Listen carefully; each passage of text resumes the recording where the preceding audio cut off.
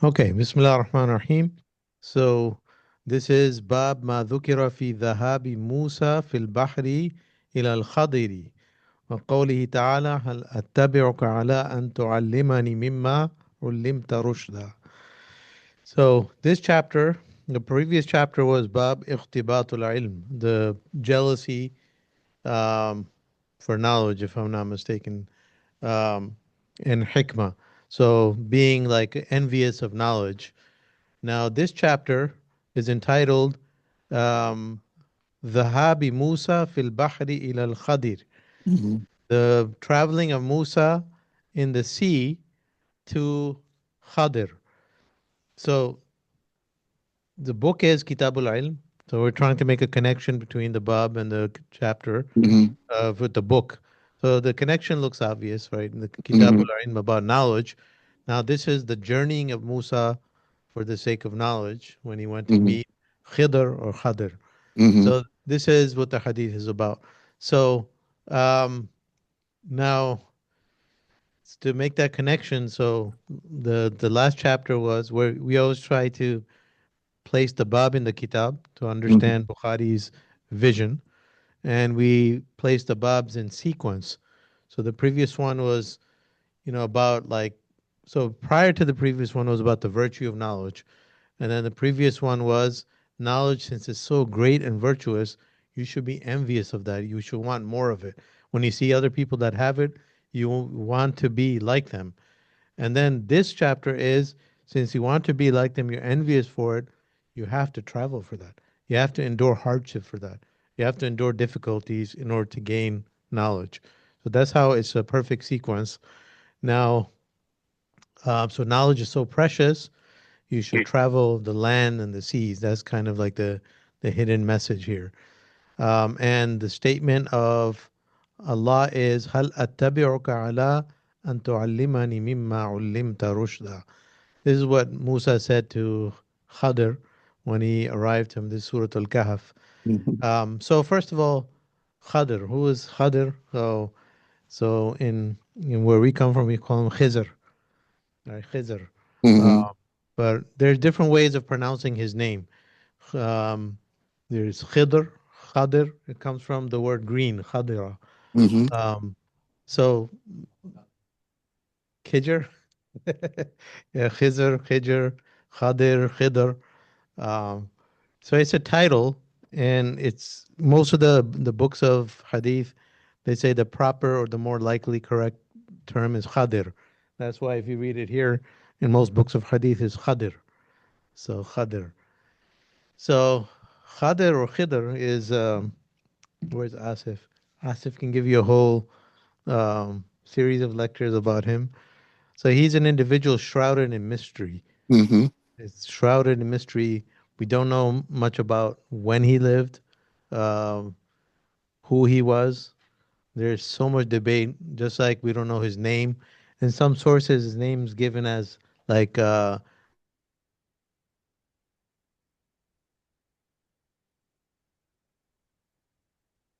it's a title. So people have titles and like nicknames. Um, what does it mean? It's something related to green. The Green Man, maybe. But he's so there's a debate about whether he was a prophet or just a wise person. That's one debate. Then there's a debate whether he's a human being or something other than human being, like maybe jinn or some other creation. Um, our brother Asif has a theory that he's a time traveler, and if you have the time, he can sit down and explain it to you. So there's so much mystery about him, and it's even some people consider him to be alive today, like someone who has immortality. So there's a lot of legends about Khadir or Khidr. There's many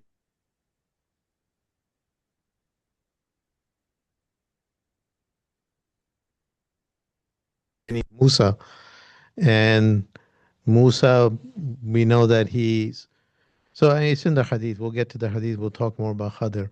So when he arrived to Khadr, he asked him. So what Bukhari is trying to isolate, he's not giving the story of Khadr. That's Surah Al Kahf has like many verses, a whole passage. But the idea Bukhari wants to share is that you have to be willing to travel, to endure hardship for the sake of knowledge, even if it takes you to the sea, ila al-bahr. And then the statement, the verse of the Quran that Bukhari is sharing in the beginning is this particular verse. Um, Hal attabi'uka ala. So when Musa arrives and he meets Khadr, he says to him, Hal attabi'uka. Will you allow me to follow you? Uh, so the verse is verse 66 in Surah um, Careful. Al-Kahf. قال له موسى هل أتبعك على أن تعلمني مما علمت رشدا. So let me just pull up the verse. It'll be easier for all of you.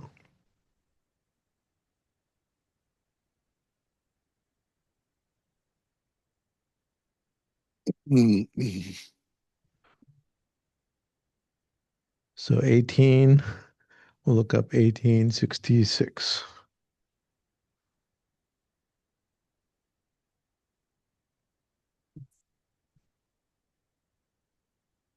Okay, why is Arabic now showing? I have it set to, I like Tanzil.net better.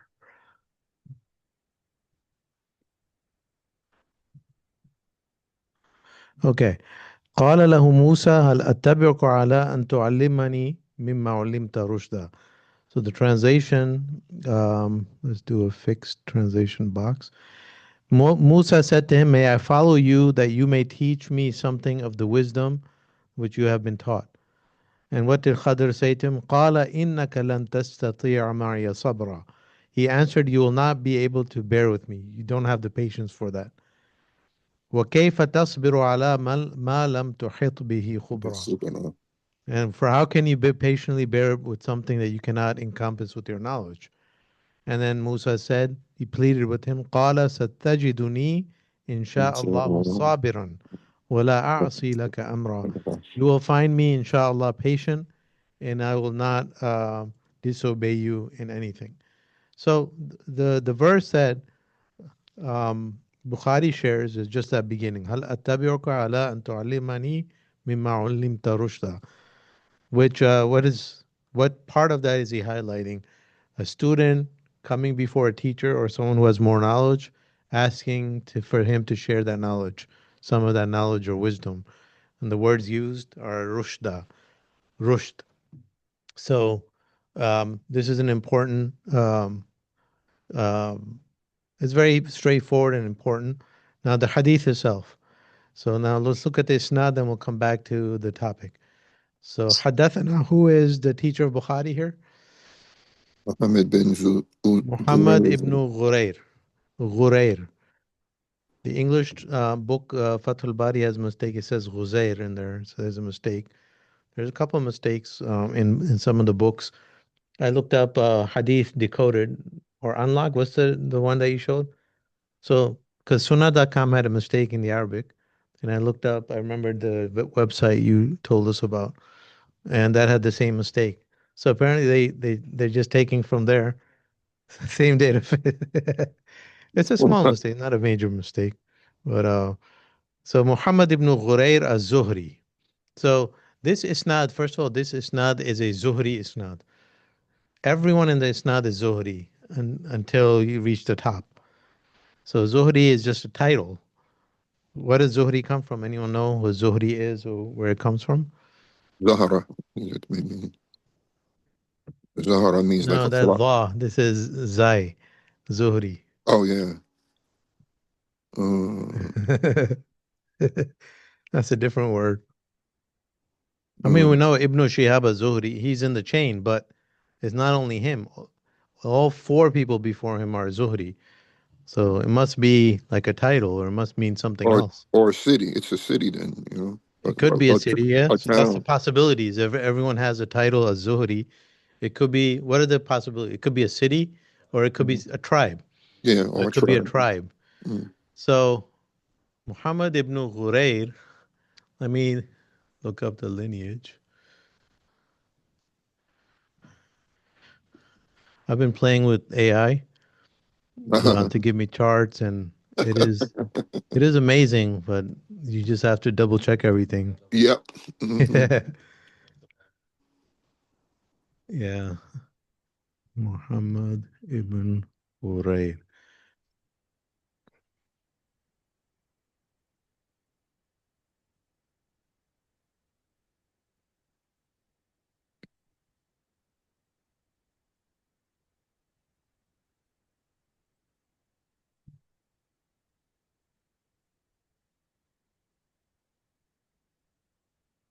So basically, it's the family of a great companion. Anyone know the companion? It's Abdurrahman ibn Auf. Okay. So if you so this is the lineage from ChatGPT of Abdurrahman ibn Auf. So Abdurrahman ibn Auf ibn Abd ibn al-Harith ibn Zuhra ibn Kilab ibn Murrah ibn Hmm. Ka'b ibn Lu'ay ibn Hmm. Ghalib ibn Fihr. Hmm. And Fihr is the other Quraysh was his other name. So this is a tribe of Quraysh. So Zuhra was one of the individual descendants of Quraysh. So Zuhri is a subclan of Quraysh. So this is Abdurrahman ibn Auf, his lineage. Okay, so when it's said that someone is Zuhri, it goes back to a tribe, and Ibn Shihab Zuhri goes back to this tribe. So this is Abdurrahman ibn Auf. Now, just to compare, so the lineage, if anyone memorized the lineage of the Prophet ﷺ to Adnan, some of the names should be familiar. Um, Was one of them. of the Prophet until Fihr.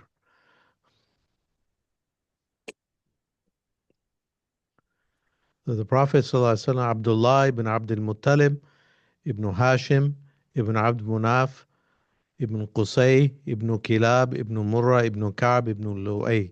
So where are they common? Kilab, I believe. So if you look Hmm. here, where'd it go? Kilab, where did the other go? Why did that disappear? Oh, there it is. Yeah. So Zuhra was the son of Kilab, and Qusay was the son of Kilab. So this is after Kilab, it branches out to Bani Hashim. So Hashim is like the third person after that. So it's a lineage of Quraysh. So they're relatives of the Prophet ﷺ by lineage. It's a subclan, Zuhri. Okay. So mm, yeah, all of Quraysh were his relatives, like in some sense. So Uthman was his relative, but like it's not Banu Hashim though. So Hashim was a more specific subclan of the Prophet, and Banu Umayyah was a subclan of Abu Sufyan. So in these, because when he the first day he did the mission, he called them all brothers, and he when he stood on the Mount Safa and they did the public call, when the dawah became public, when you look at his address, it seems like he was speaking to family. Everyone was family, and he called everyone by name. Are you not our cousins? Am I not your uncle? Am I not this? And then he asked them to believe in Allah. And then Abu Lahab is the one who said what he said. Um, so yeah, they are relatives.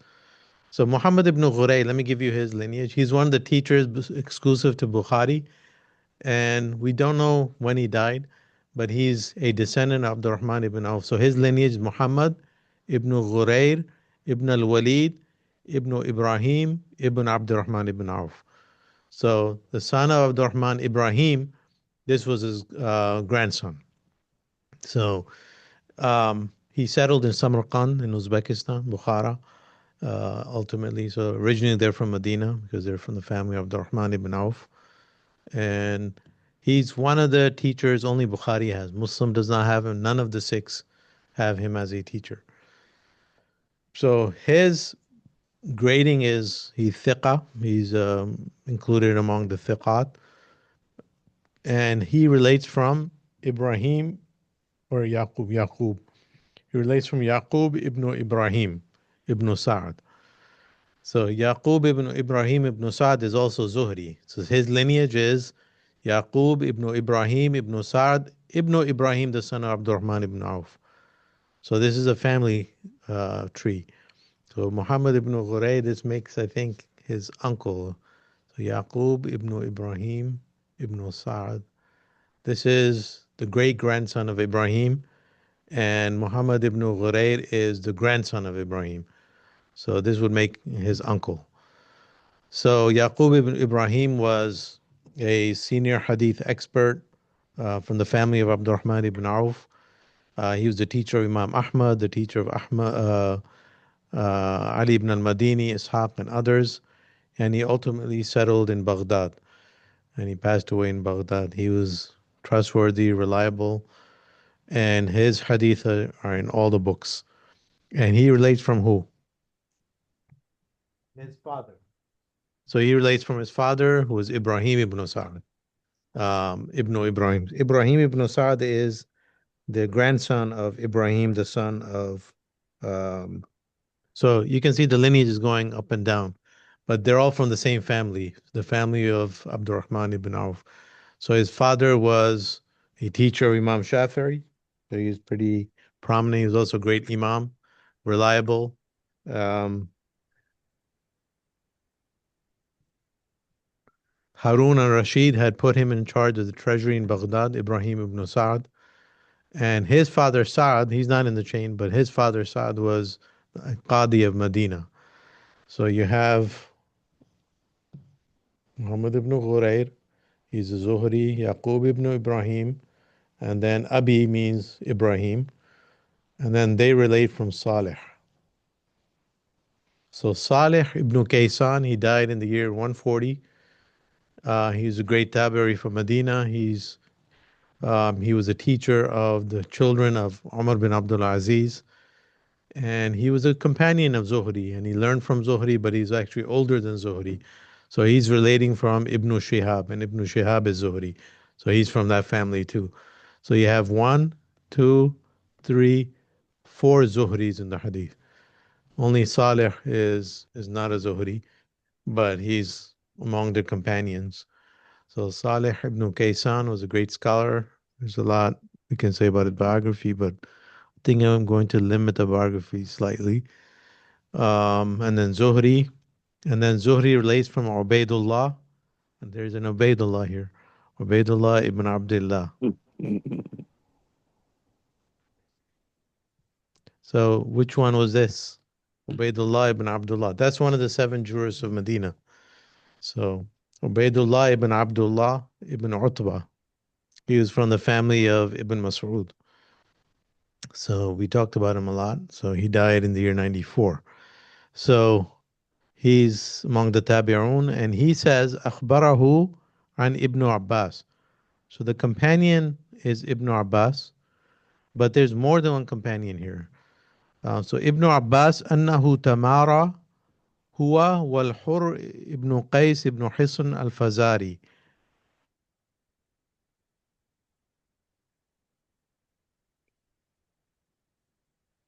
Umar ibn Khattab used to use him for various purposes. He was one of his associates and close disciples.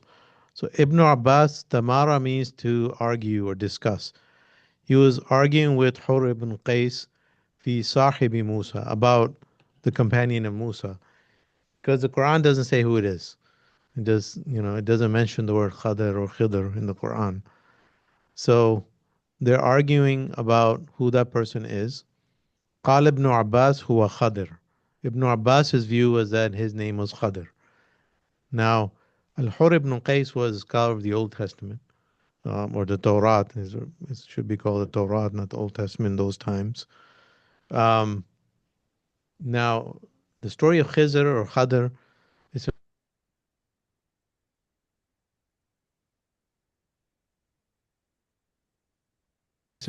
so that's probably why they were arguing, because he didn't find it from among his, like, the scripture he was familiar with. So for Marra bihima Ubay ibn Ka'b.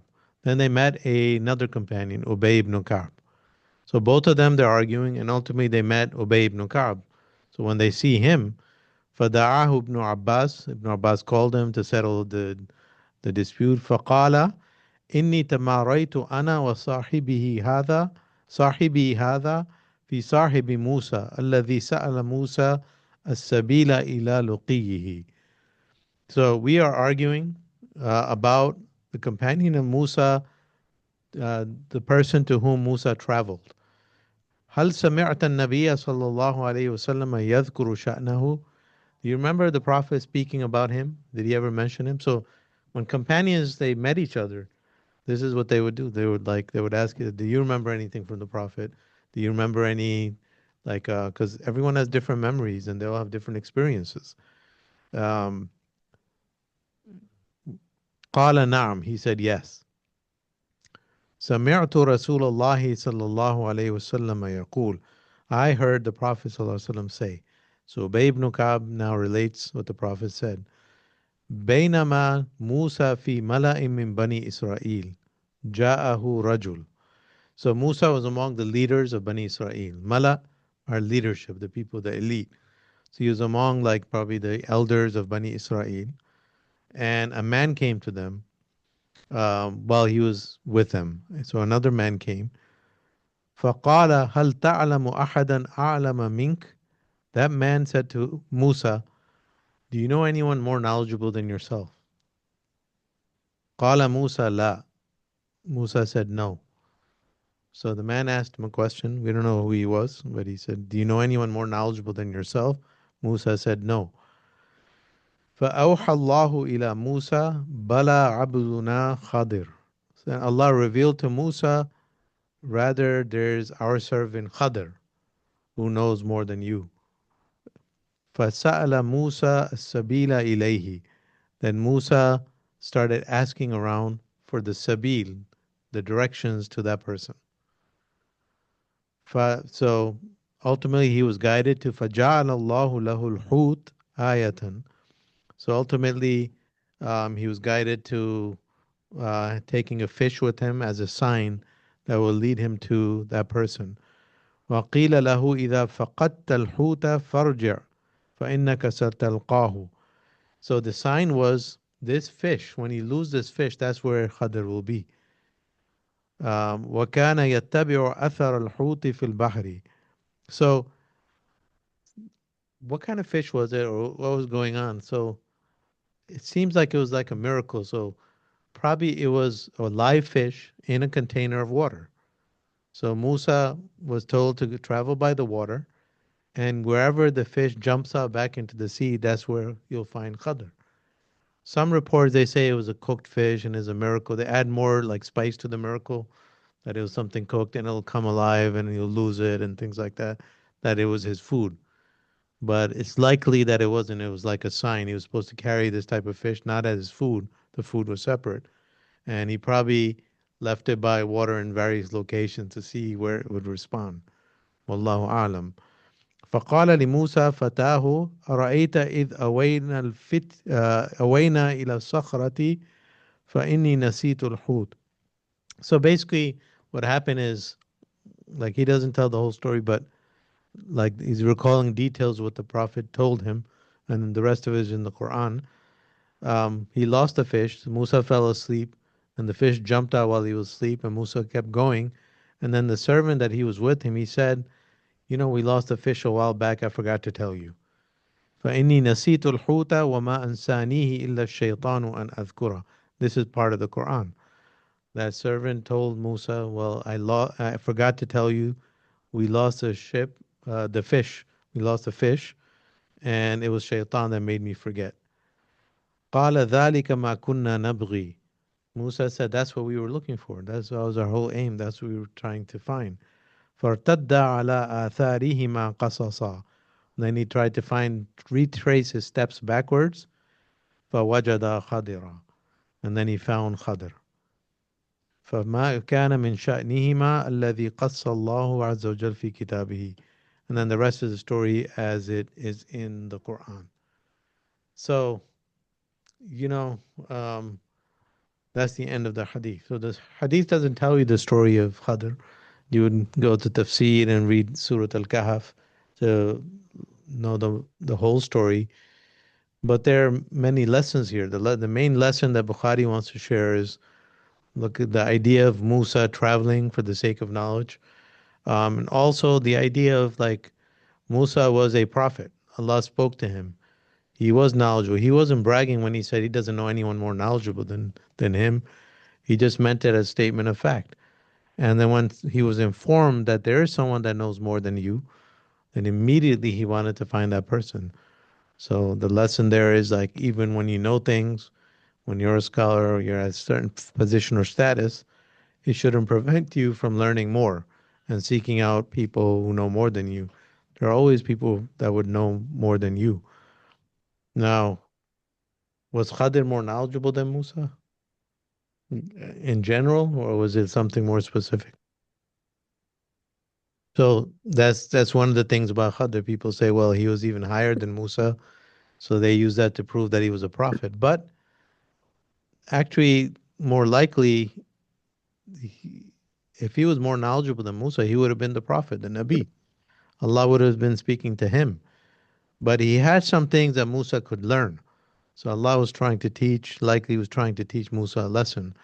So he knew some things that Musa didn't know. It doesn't mean that overall he was more knowledgeable than Musa. So what else can we say? Yeah, there's a lot in the story, but um all right. Any extrapolations and insights that we can take for ourselves? Yes, Junaid. I think so. Allah, I think so. So the reason why they think he's alive, or so here's, I found the hadith. It's based on a hadith in Sahih Muslim, actually. Um, I had looked at him. Yeah, Asif's not here today. Somebody has to represent him. So this is a hadith in Sahih Muslim in Kitab Fadail al-Sahaba in Bab Fadail Abdullah ibn Abbas. So the hadith is Samirtu Ubaidullah na Yazid. So this is the mistake that I was telling you. يحدث عن ابن عباس أن النبي صلى الله عليه وسلم. See, the Nabi part just got cut up. أن وسلم. Like, I don't know what that word is. I was like really looking at the word. What do they mean by that? So the Prophet صلى الله عليه وسلم أتى الخلاء فوضعت له وضوءا فلما خرج. No, no, actually that's not the hadith about Khadr. That's the hadith about Ibn Abbas, the virtue of Ibn Abbas. That's for the next one, sorry. Yeah, forget that. There's another hadith about Khadr.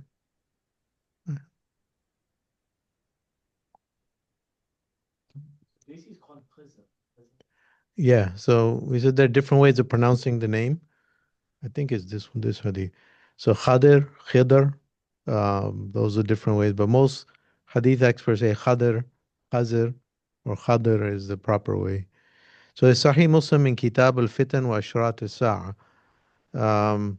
So this hadith is, yeah, so حدثنا رسول الله صلى الله عليه وسلم يوما حديثا طويلا عن الدجال. So hadith about Dajjal, a long hadith. Look who walks in. Soon I say hadith about Dajjal. SubhanAllah.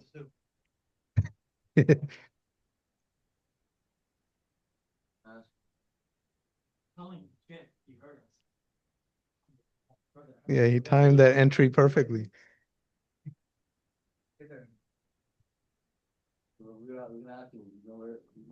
Hmm. You didn't cover the hadith about the name, right? No. So we covered. Oh, is it? Okay. Can you look it up for me while I'm reading this one? So حدثنا رسول الله صلى الله عليه وسلم يوما حديثا طويلا عن الدجال فكان فيما حدثنا.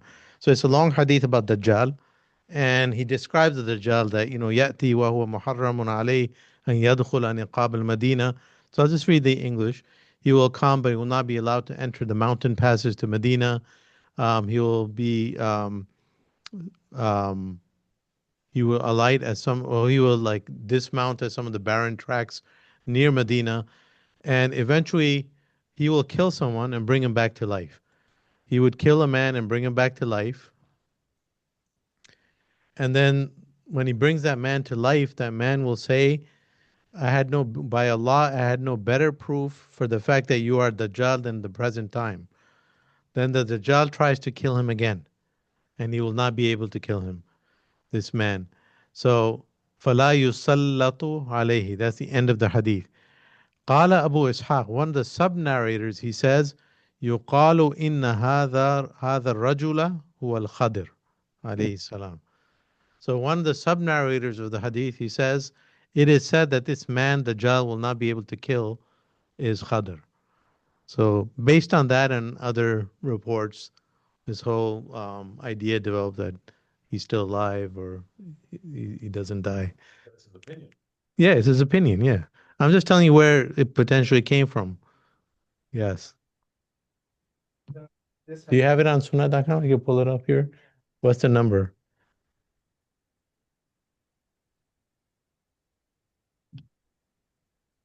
Are you on sunnah.com or somewhere else? Okay, then it won't work. Then you have to give me like an Arabic. That's what I usually do. Is it, what's the words in there? Khadr? If I just search for Khadr, will you? Okay. Khadr. But that'll give you too many results. So it's number 3,402. 3,000 402. Why don't you type up the 3402? No, that's not going to be the number. 460, Hadith 75. Okay. No, it's not going to work like that. What's the number? 3,000? Yeah. Share the link, Sheikh. It's Khadir, it says there. The search bar. No, what's the hadith number? 3402. No, so it doesn't have, you don't have that many hadith there. So the numbering is, you're using a different numbering. Yeah. Anyway, read the hadith to us. Yeah, read the English. Name so because he sat on a barren white patch of land and it turned green with vegetation behind him. So pretty much. That's Sahih Bukhari. Okay. So the Sahih Bukhari has a hadith that Khidr was named such because he sat on a barren piece of land and it became green. So Khidr, the word means green. That's why in the beginning I said like it means probably the green person, the green man, or like when they have aliens, they're usually green, right? Like they show aliens in the cartoons, they're usually green. Martians are usually green too. But so there was different discussions. Obviously, I'm not gonna be able to endorse it for this, but they mentioned that this was basically explanation of. Would you like to share in here? Because I have a lot of people online.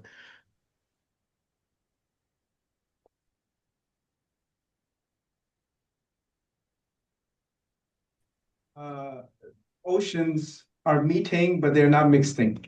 And there are rocks as well that he's sitting upon. And so essentially the idea was that there is droplets of water that is flying about. And while they pass it, these droplets fall upon the fish that is already salted or cooked or so forth, and it comes back to life.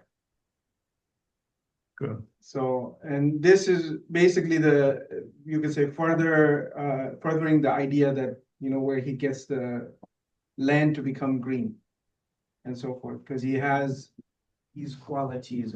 Like with water, he has like some connection Meaning, with water. he is around what is called the Abe Hayat, right? Like the fountain of life and so forth. Yeah.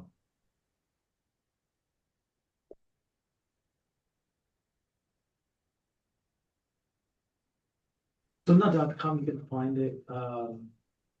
It's Hadith 3402. That's what I said. It's volume 4, book 55, number 614. Yeah, good Hadith like yeah. Yeah, but you have to do slash. How do you put the slashes? You could just have. Send me the link. Just share it to me on WhatsApp. Yeah. So Khadr is like connected to water somehow, right? Because Musa traveled in the sea. So in this bab also, Dhahabi Musa fil bahri ila al Khadr. So did Musa travel by sea, or he traveled by land and by the sea? So in the Quran, it doesn't mention traveling by sea. So Bukhari seems to imply that he's traveling by sea, but not necessarily the case. So he had like stuff with him. He had the fish with him, and he kept stopping on these like by the coast. So it's likely he was traveling by land, but by the sea. So Khadr was found near the sea. So he has some connection with the sea. And all the legends of Khadr, they also often mention the elixir of life, Abi Hayat. So all the Sufi books are always mentioning that, and that's always part of the Persian poetry. Even Ghazali's Ihya Ulumuddin, when we did parts of that for Ramadan 3 years ago, I shared MCMC a couple of times. There's an amazing quote about the Quran that I began the whole Ramadan with, and it's like from Imam Ghazali. So the Quran is an unseen king in the middle of a dark night. And one of the things he describes the Quran as the Abi Hayat, the elixir of life. Once you drink it, you'll never get thirsty again, something like that. So Abi Hayat, or this immortal drink, is part of Greek legends, is part of like, Indian legends, part of Hindu tradition, and found its way into Persian and our traditions as well. So Allahu Alam. There's what? There's a whole lot more to it. But the problem is, what I tell Asif Bhai, you can't prove any of this. It might be true, it might not be, but you will never be able to prove it. So in the end, the difference between that and someone who's just making stuff on a charlatan is really hard. Like all we can say is be humble and say Allahu Alam, but they're interesting theories. Um, but they're theories, they're going to remain theories.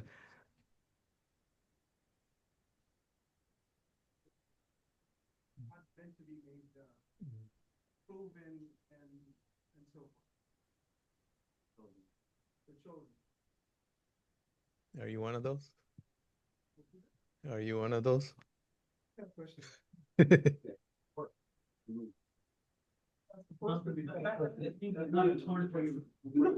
Okay, this is the Hadith, Sahih Bukhari 3402. It's إنما سمي الخضر أنه جلس على فروة بيضاء فإذا هي تهتز من خلفه خضراء. So he's named such. He sat over a barren white land and it turned green with plantation after his sitting over it. So there's definitely something there. We'll leave it at that. Okay. Okay, next chapter. Who wants to read from here? It's a short hadith. Sorry, quick question. Mhm. 16. Any thoughts on why that particular chain is chosen? Oh, not really sure. It's a Zuhri chain. So it is a Madani chain, Zuhri chain. Why they choose this particular hadith through that chain? Wallahu alam. Muhammad ibn Ghurayr is unique to him. So that's one of the solitary, like no one else has him as a teacher among the 6 books. So it's kind of like a unique chain. But everyone relates this hadith through Zuhri, but through other individuals. So wallahu alam. What about Ibn Hajar al-Asqalani, Fathul Bari? Does he talk about it a lot, the hadith? Say that again, Ibrahim. Ibn Hajar al-Asqalani, what does he say about the Khidr stuff? Does he mention a lot about it? His tafsir was very short. Very sure. So I didn't read a lot of it. I read more. So I'm reading Badruddin Aini more. Oh, I used to read Fath al-Bari a lot more. Mm. But Badruddin Aini's Umdatul Qari, I just do like the way he has it structured, and he goes through the narrators. Ibn Hajar doesn't discuss the narrators much. He skips over them, and sometimes he just mentions their name. But Badruddin Aini goes through the way he constructs his commentary is amazing. Mm-hmm. He starts with a bab, munasabatul bab, so he discusses the bab in the kitab. Then he discusses the connection of the 2 babs, the previous bab and the current bab. So he does exactly like that's where I got this from, this approach. Then he goes into all the rijal and Mm, he discusses each of them in detail. mm, And then he goes into discussion of where else in Bukhari this hadith appears, ta'addud mawdi'ihi, and then he discusses other books where the hadith appears. mm, So it's like more exhaustive. And then he discusses the ansab and like the meanings and mm, so Allahu alam. I didn't get a chance to read too much this week for this. mm. Okay. It's pretty big. It's like same size as Fatul Bari but bigger, probably a little bigger. Mm, There are charges that he plagiarized because a lot of pages and paragraphs they're exactly the same, and mm, Fath al-Bari came first. So, he must have taken a lot of it, and they were like rivals. mm, So, Ibn Hajar was a Shafi'i, and Badruddin Aini was Hanafi. So he brought up his Hanafi like a commentary as his answer to Imam Ibn Hajar. So he was a rival of sorts, but he took a lot of stuff from him. So people accuse him of plagiarizing most of it from him, just adding his stuff. But I don't know if it's plagiarism. That's just how Islamic tradition is. When you read tafsir, the more mhm, books you read, you find the same statement, same paragraph in tafsir after tafsir. That's just the way Islamic tradition is. mm. How many volumes is it? Yeah. Well, that's the same as Fathul Bari. It's about like 20 volumes, 18 volumes, depending on the print. Yeah. I don't know. It's interesting. We should read it. But he wasn't, so he was Hanafi, but he wasn't Indo-Pak Hanafi. So he's from the Arab land. So to begin with, those are very different. Mm. Okay. Okay, the next hadith, who wants to read? Let's do it quickly. Then you want to read? Can you see? You have your glasses? Yeah. في كتابه باب قول النبي عليه صلى الله عليه وسلم علمه الكتاب حدثنا أبو معمر قال حدثنا عبد الوارث قال حدثنا خالد عن إكرمة عن ابن عباس قال ضمني رسول الله صلى الله عليه وسلم وقال اللهم علمه الكتاب. That's it. Okay, Bab is the next one. Okay, the Bab is Qawli Nabi Sallallahu Alaihi Wasallam, Allahumma allimhul kitab. So the statement of the Prophet, Oh Allah, teach him the book. So this hadith is from Abu Ma'mar. Let me do the chain real quick. This is a Basran chain. It's mostly people from Basra, and ultimately the companion, and in the origin is Medinan, but almost everyone's from Basra going up to Ibn Abbas. Abu Ma'mar died in the year 229. He was he's, reliable, trustworthy, but he was known to be Qadari, like he's from the Qadariya, like many others. So, but despite that, Yahya ibn Ma'in deemed him thiqa, trustworthy, and many of the great experts took him as a teacher. He relates from Abdul Warith. He died in the year 180, and he was from Basra as well. He was thiqa. His hadith are in all the books.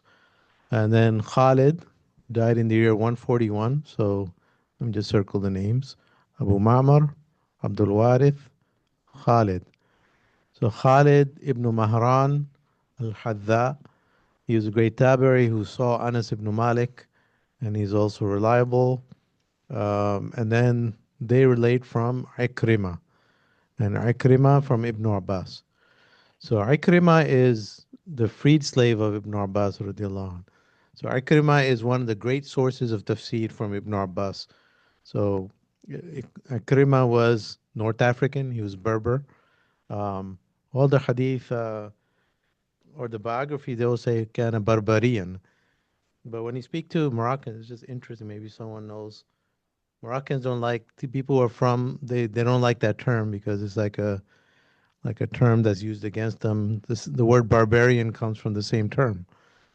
But then it's interesting. Ibn Hajar uses it, Al-Dhahabi uses it. So where did that term come from? It's just something I was thinking about yesterday. I don't know the answer. But anyway, they frown upon that term, like people who are from that origin. Anyway, he was a master of hadith and tafsir. Um, he's originally North African, and he was so he had some controversies about him. Number one, he was Khariji, and number two, some people accused him of lying. But that doesn't really go together, right? Kharijis, one thing about them is they never lie. So he was accused of Kharijism. I mean, he probably was. Almost everyone agrees to that. Um, so based on that, Muslim does not take from him, but Bukhari does. Remember, I keep alluding to the two differences between two experts. Muslim is more morally careful. Bukhari is more academic and courageous. Bukhari wants to bring you the truth, no matter where it comes from. So he privileges that over other things. And Muslim inclined more towards like Imam Ahmad and those people who kind of avoided innovators. Anyone who were from deviant sects, they kind of avoided that. So they kind of prioritized the more moral part of it, the Sunnah part of it more. And Bukhari was more careful, but he was like he wanted the truth. If he was convinced this person wasn't lying, and then he would not want to miss out on the Sunnah. So he's in Bukhari, but he's not a Muslim. So it's just the difference of approach between two experts. Ikrimah, about Ikrimah. Bukhari says about him, ليس أحد من أصحابنا إلا وهو يحتج بعكرمة. Bukhari's firm on taking from him. He says, I haven't met any of my teachers except they rely on him. And if you look in any books of tafsir, Ikrimah is huge. Like you'll find his views quoted a lot. As a student of Ibn Abbas, he's quoting Ibn Abbas. So he was, huh? We're just listening. Or didn't I just say? Because he was Khawarij. He's from the Khawarij. Like, I mean, he wasn't that serious Khariji, but like he was part of that. that yeah, Aqidah and morality is the lines are blurred, but Allahu Alam. The lying part, so there are two things about him. Some accuse them of lying, but Bukhari and others say, no, that's not true. That's an exaggeration. Because what happens is when someone has a problem, then you bring everything else with it. So people don't like the Khawarij even today.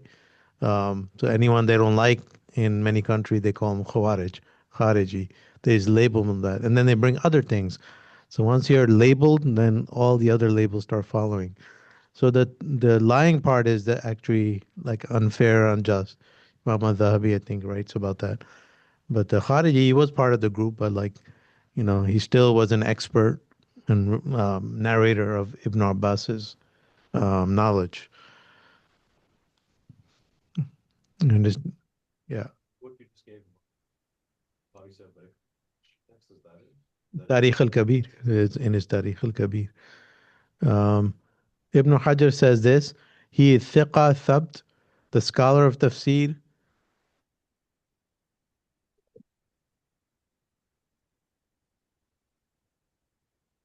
tries to rehabilitate him, and he disagrees.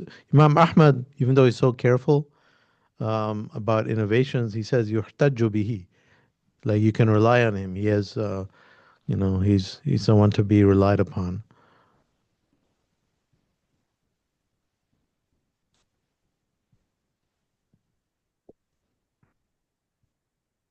So he was a freed slave of Ibn Abbas. So basically, Ibn Abbas basically died. He was still a slave.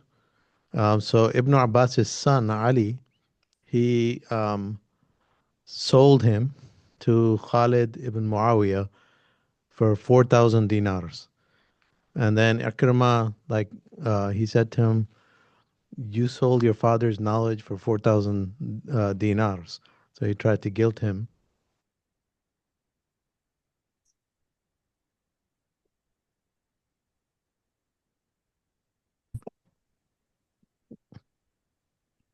Yes, only knowledge. I- Do you understand human beings? Human beings are complicated. There's so many different approaches to things. It's not about right or wrong. It's just different approaches and different. So Ibn Hajar says he wasn't. So it could be that he wasn't, and people just like mistook some of his statements and misunderstood that he was. Hmm. But it could be he was, but like every group has like a spectrum. Like there's some people that incline towards a group, but they're not really part of that group. But once you label someone, then you become like a card carrying. It seems like you believe in everything that group believes in. He probably wasn't like. I mean, of course he wasn't like that. Otherwise, if he was a full-fledged Khariji, no one would be learning from him, obviously, and he wouldn't be sitting with Ibn Abbas anyway. So, um, Allahu alam. I mean, that's a good, like some of these accusations is that's good research to see where they came from, and if you delve into deep, look at all the books of biographies and see why people call them Khariji. It could be like you uncover some things that like it, it might be an inclination or it might be a misunderstanding or something like that.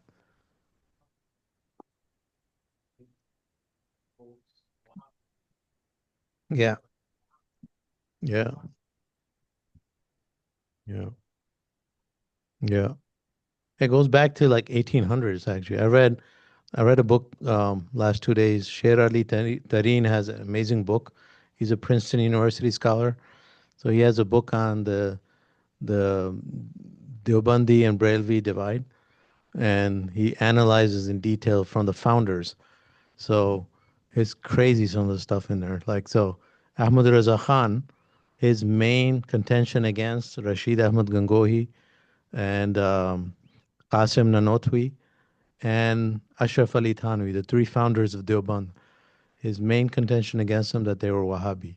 So he wrote book after book accusing them of being Wahhabi, disrespecting the Prophet, and he had fatwas signed from other scholars that they're kuffar. So like it was interesting. This is like early 1900s, late 1800s. They're writing these books, and the words being thrown on are Wahhabi. So I mean, it was a thing back then too. And they were trying to speak to the British. The British Empire was involved, and some actually not only them, Sayyid Ahmad Shahid, the warriors that fought and they died in Balakot. Um, Sayyid Ahmad Shahid and Shah Ismail Shahid. They led that jihad movement in northern Punjab. They were Pathans, and then they fought the Sikhs. So like when the British were like fighting them, or British were like looking at them, one of the accusations. This is like 1800s. They were called Wahhabis too. So it became like a label. But Khariji is like pre-Wahhabi label, but it's even used today in the Gulf states today. If anyone's involved in a protest, they call them Khawarij. To this day, even online, all the Twitter accounts they call them Khawarij. Some famous reciters, I'm not going to mention the names. They every day they're calling someone Khawarij. Like so, people who don't align with the policies of whatever they're with, they're Khariji. So that's what happened. So when you see that today, you can understand maybe back then, like that was the reason for many of these labels. Allahu alam. So anyway, the hadith. What is the hadith? Ibn Abbas says the Prophet sallallahu alaihi wasallam, he damma yadumu means to hug. How does it translate here in sunnah.com? And it's hug? It does say that. Okay. So the hadith that I was sharing earlier gives you the full detail. This is the hadith. Let me share it with you.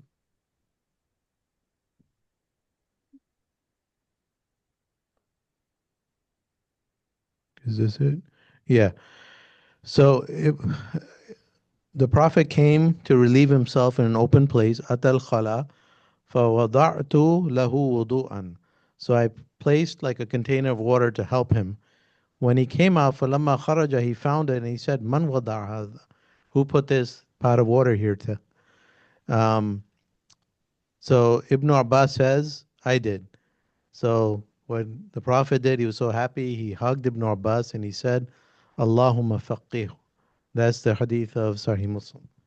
And this hadith in Bukhari, it says, Allahumma allimhu al-kitab. Oh Allah, teach him the book. So the Prophet made dua for Ibn Abbas to teach him the book. So what's Bukhari trying to teach us? It's Kitabul Ilm, the book of knowledge. And the previous bab was traveling for knowledge. So first of all, how does this relate to the kitab? Like, what's the lesson for us?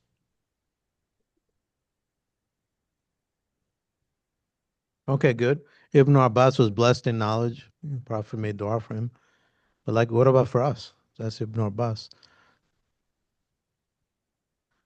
Okay, except that that part of the hadith is left out here. But yeah, if you look at the full hadith, like serving the elders is a blessed thing. You get barakah of their dua, the dua of the elders.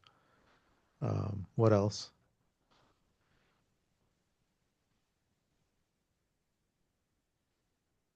How about this? Like, so all the previous chapters are about traveling for knowledge, making effort, sitting in the proper spot.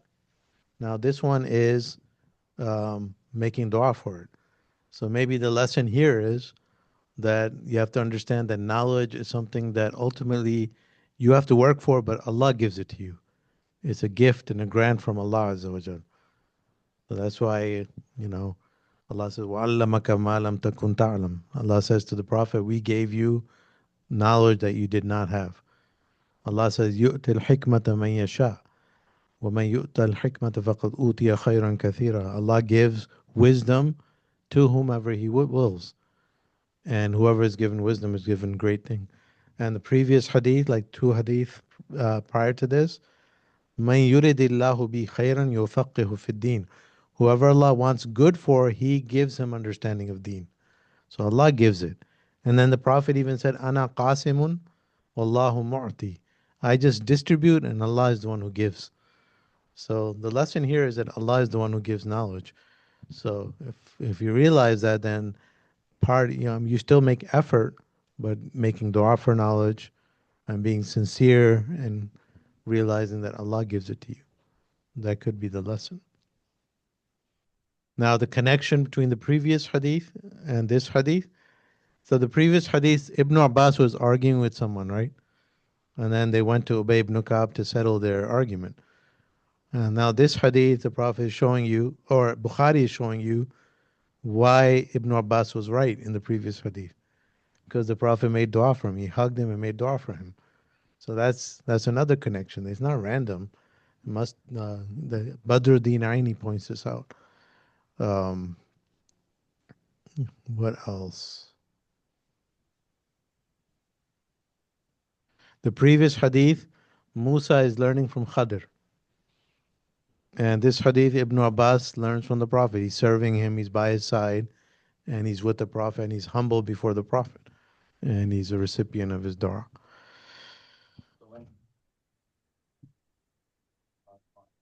and he says like I need to of other all this stuff, like how come we don't take that more like seriously? Who says he knows the meaning of Alif Lam Mim? Okay. Like, what do you mean take it more seriously? I mean, People say like we're always taught like, oh,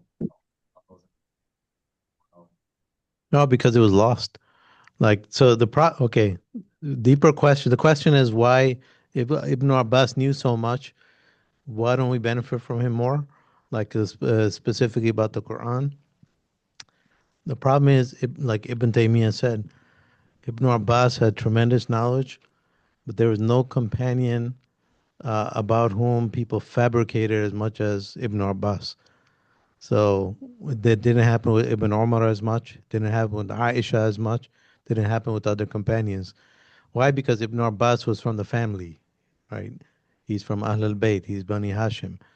When the family of the Prophet attracts so much, so many people, there's an extra incentive to be with the family.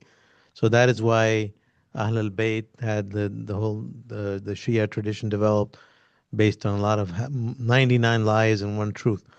So many deviant sects developed out of Ahl al-Bayt. So these type of people were like around the Ahl al-Bayt, unfortunately. And that's what happened with Ibn Abbas. Because of that, his name got tarnished.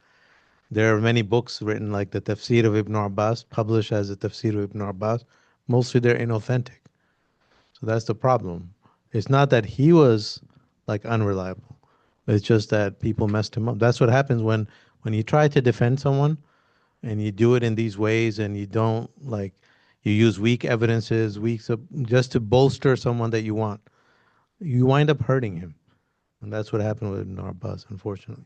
But still, we have so much of his information in Bukhari, Muslim, so many of his teachings. You can probably argue that most of what he taught is preserved, if not all of it. But it can't be all of it. Like you said, Alif Lam Mim, at some point we knew the meanings, but it got lost. It's kind of like Laylatul Qadr. Like the Prophet knew when it was, and he was trying to teach the companions. When they were arguing, Allah lifted that knowledge. So there's knowledge that is lifted, and there's knowledge that we remember. So, Allahu Alam. You ever find other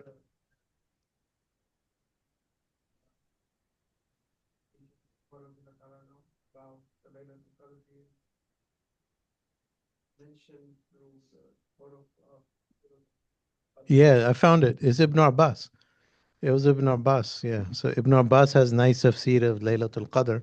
He believed it was 27, and he has a mathematical way of proving it, and that redeems Brother Asif's approach. So he counted the words in Laylat Inna Anzalnahu fi Laylatul Qadr. The 27th word is hiya. Salamun hiya hatta matla al-fajr. Hiya is a pronoun that points. Peace, it is until the day of like dawn, the moment of dawn. So for him, 27th night was Laylatul Qadr. So that's a strong view.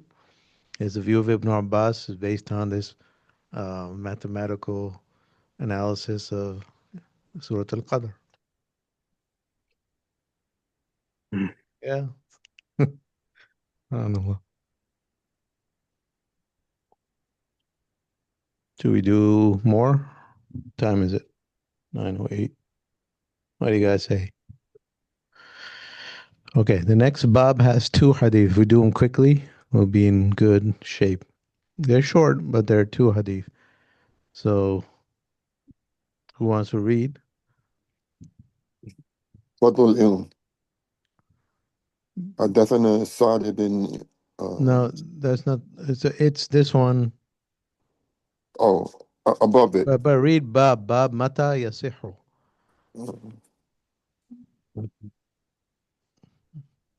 Babu mata yasihu sama'u saghir. Oh, So let me tell you about go the ahead. bab first. Bab mata yasihu sama'u saghir. When is the hearing of the minor sound? When is the hearing of the minor correct? The young person. So the book is about knowledge. Now the discussion is like how young can you be to like receive knowledge, basically. And it's a discussion we talk about in Ulum al-Hadith a lot. So حدثنا. Uh, I don't see the place Oh, where you you don't are. see it? Okay. حدثنا محمد بن يوسف. No, No, that's not no. it. Okay. Ismail ibn Abi Uwais. Yeah, go ahead, Ibrahim. You read it. Go Okay. ahead. حدثنا إسماعيل بن أبي أويس قال حدثني مالك عن ابن شهاب عن عبيد الله ابن عبد الله بن عتبة عن عبد الله بن عباس قال أقبلت راكبا على حمار أتان وأنا يومئذ قد نهزت الاحتلام ورسول الله صلى الله عليه وسلم يصلي بمنى إلى غير جدار فمررت بين يدي بعض الصف وأرسلت الأتان ترتع فدخلت في الصف فلم ينكر ذلك علي. Okay. Okay, good. Jazakallah khair. So this hadith is the isnad we're not going to do at all because we did all of it. Ismail ibn Abi Uwais, the nephew and son-in-law of Imam Malik. He relates from Imam Malik. This is a Muwatta hadith. So Bukhari takes his Muwatta hadith from the nephew and son-in-law of Imam Malik, from Zuhri, the great teacher of Malik, from Ubaidullah ibn Abdullah, the one we talked about.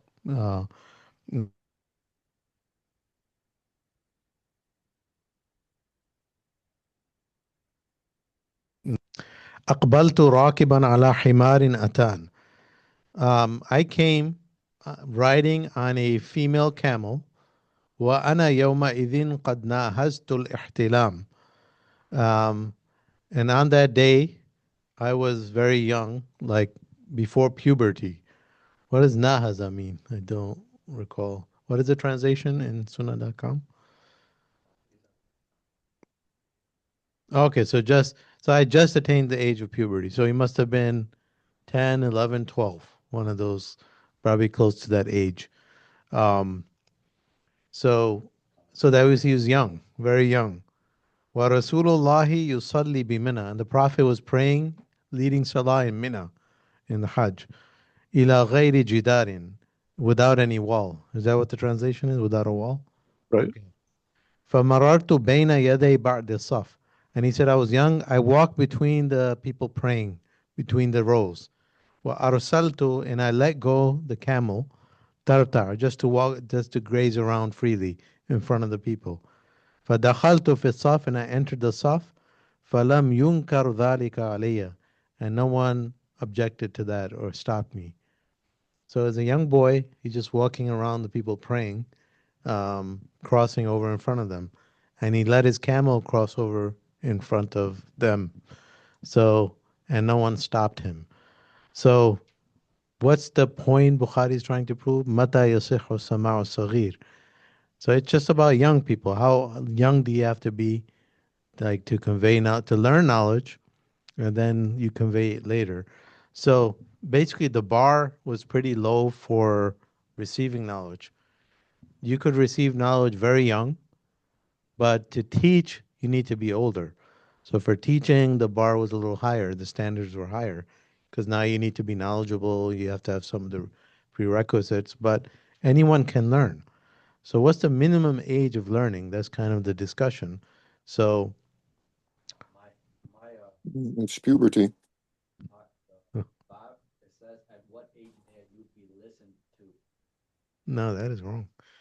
Maybe listen to. It's puberty. It would be puberty. Okay. What is puberty? Like 11, 12 in that area. No, I think that's wrong. Where is that from? That's not. It's not sunnah.com, right? Is it? That's what it says? Mm. Mm.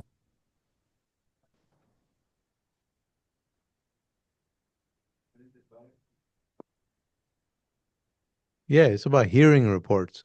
Samar Saghir. So that's a mistake in translation. Um, it's not a major mistake because hearing and teaching is like basically tahammul wa ada il ilm, receiving and transmitting. That's what it's talking about. But samar is more about hearing hadith, hearing knowledge. Mm-hmm. When muhaddithin talk about samar, it's Yeah. about hearing. It's not making someone hear or hearing from someone. So this is the young people hearing from others. So what's the minimum age where a child can learn something and then later on transmit it? Like, can someone say, okay, a child companion? So the proof here is, um, what's his name? Ibn Abbas. He's a young boy. He had just approached puberty. I mean, he's not full yet. The puberty doesn't happen like this. It happens like it's a process, right? When the signs start, it still takes time. You're still a minor. So it just takes time to develop. So he was a minor. He was pre-pubertal or right at the edge. And he remembers all of these things. And he taught later on when he's older, and he taught us, and we're reading his report.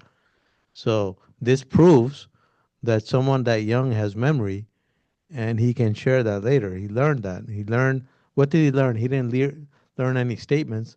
He learned that he was walking around, the Prophet was leading. No single companion stopped him.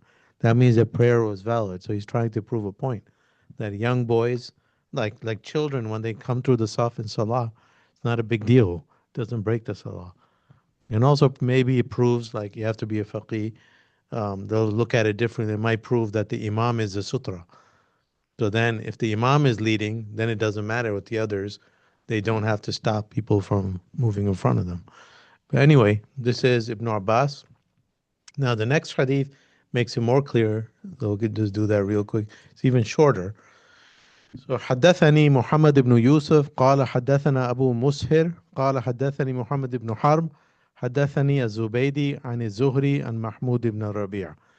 So really quickly, Muhammad ibn Yusuf al-Baykandi was from Bukhara, died in the year 213. He relates from Abu Mushir.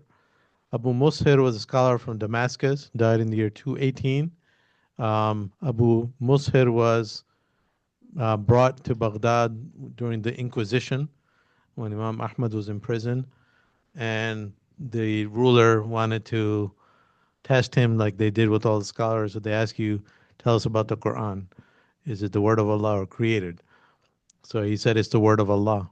So the Ma'mun said, okay, cut his neck off. When they took the sword out, then Abu Musar said, no, it's created.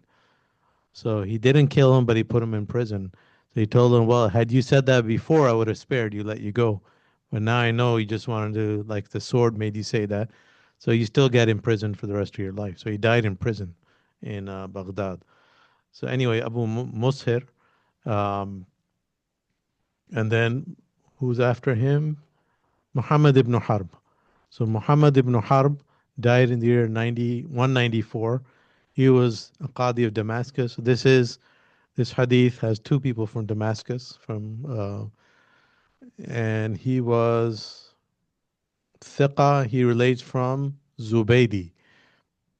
Zubaydi is Muhammad ibn al-Walid al-Zubaydi. He was also from Homs, Syria. So this is a Syrian isnad, basically. Um, Other than Muhammad ibn Yusuf, who's from Bukhara, but all these people are from Syria. Even Zuhri is from Syria, like he settled in Syria. So this is basically a Syrian isnad, Shami isnad. And then the companion is Mahmud ibn Rabi'. This is a very important hadith. We shared this hadith like dozens of times in our Ulum al-Hadith, Hadith 101.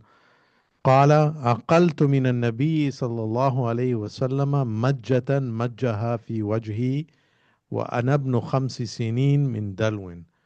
He says, I remember, aqal from like, aqal from your mind. I remember from the Prophet ﷺ a sprinkle of water that he sprinkled in my face when I was 5 years old. وأنا ابن 5 سنين من دلو, from a container. So the Prophet was visiting his tribe. Maybe it was his home, maybe it was his region. And he just remembers this memory, this beautiful memory. The Prophet just took a handful of water, sprinkled a child in his face.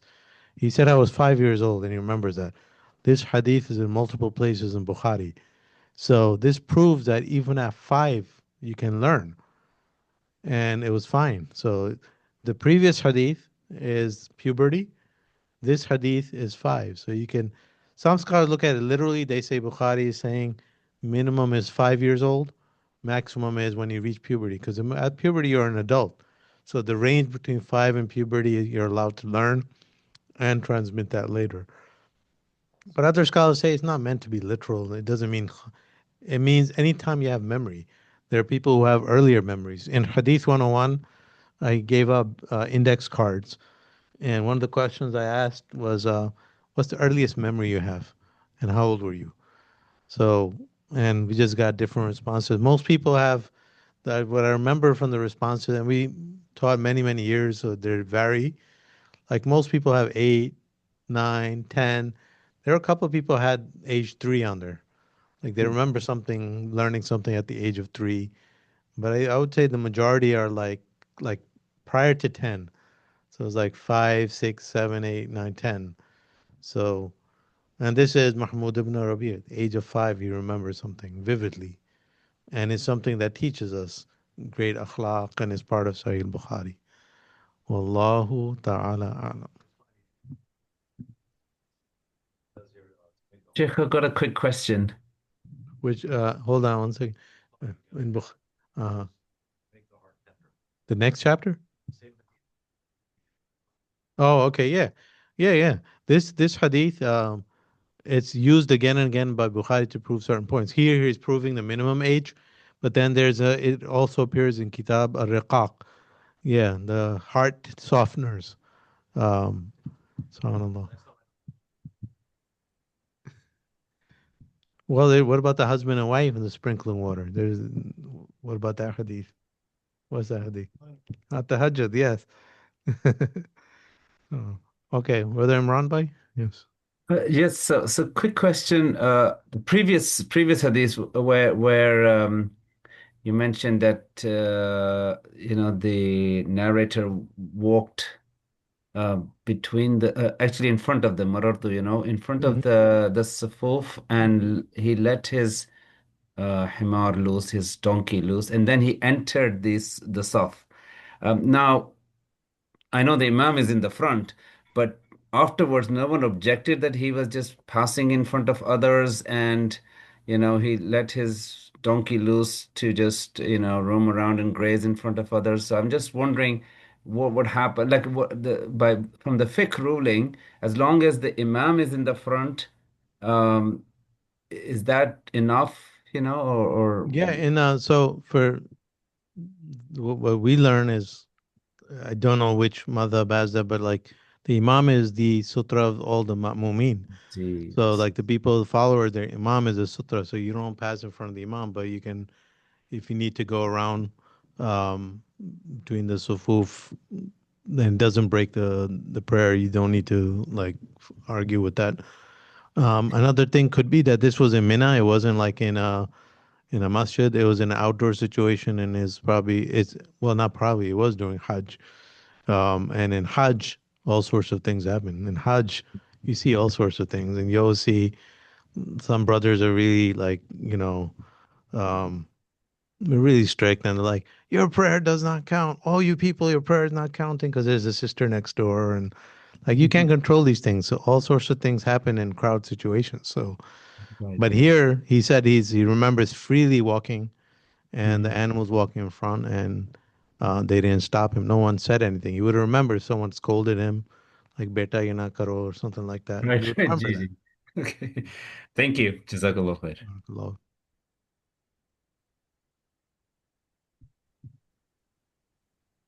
Anyone else? That's what I have for today.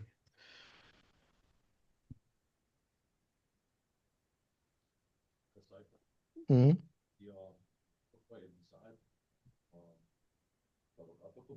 Hmm.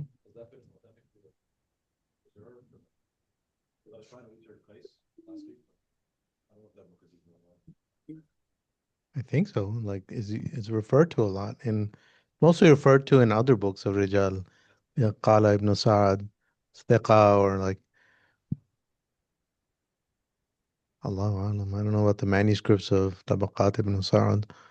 I believe I remember seeing there was even an English translation. I remember seeing once. So that's the funny thing. It's called Tabaqat al-Kabir when it's translated. Oh, okay. It's translated in Pakistan, but it's called Tabaqat al-Kabir. I don't know why they changed the name. Hmm. Allahu Alam. He's very early, and I believe he's not so reliable in Sira and in Rijal. They don't refer to him a whole lot. They refer more like Yahya ibn Ma'in, Abu Hatim al-Razi, and the later Ilal people. But his name does appear a lot, Ibn Sa'ad. Allahu Alam. Which case? Oh, okay. Okay. Anyone else?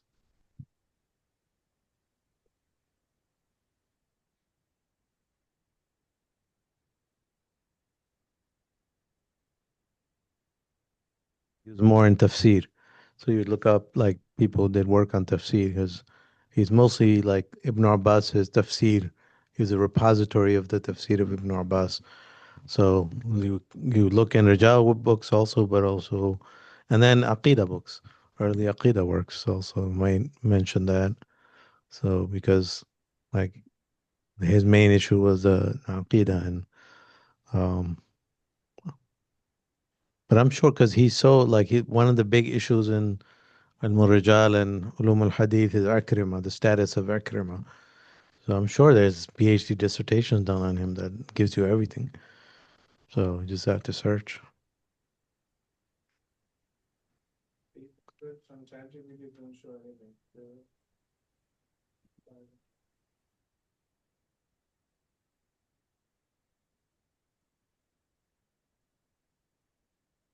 What I did, I put in like the two books Umdatul Qari, and today I was just trying it out. And I uploaded my notes, and I uploaded Umdatul Qari Fathul Bari.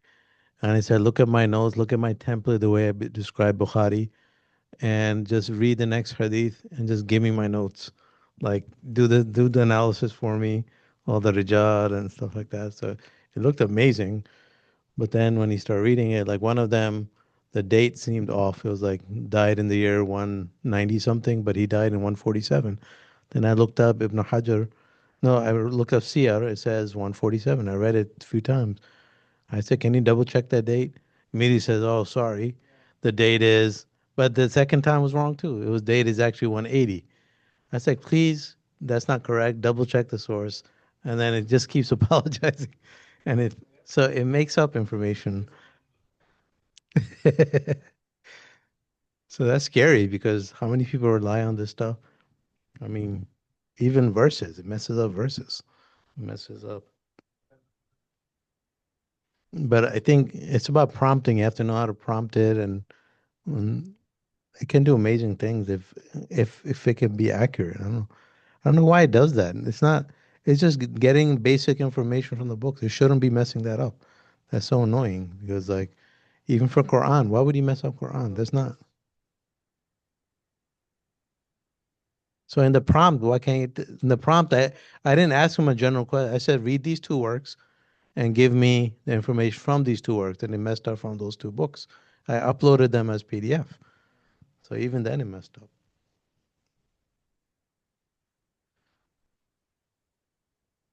No, it is paid version, bro. Do you think I use the free version? It's paid.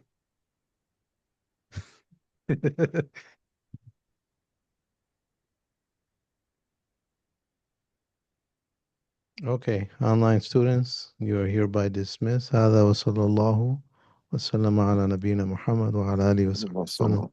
السلام عليكم ورحمة الله وبركاته. السلام ورحمة الله وبركاته. وعليكم السلام.